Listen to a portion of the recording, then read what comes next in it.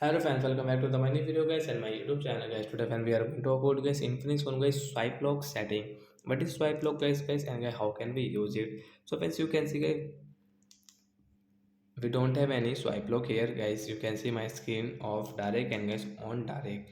So friends I will show you guys then guys you can use guys your swipe lock setting in your Infinix phone device. So friends open your phone setting guys search here guys screen lock guys screen lock setting we will search here screen lock security setting guys tap here and guys scroll it click on screen lock as you can see swipe means slide to unlock phone guys we will tap here to set and first come back guys now guys how can we use it so as you can see guys phone screen will not on direct guys first of all guys, we will have to swipe to unlock our Infinix phone so like that guys we can swipe to unlock our phone means guys we can set the swipe lock so that's it guys thanks for watching the video I hope friends you understood how to use swipe lock settings so bye guys we will meet on next video.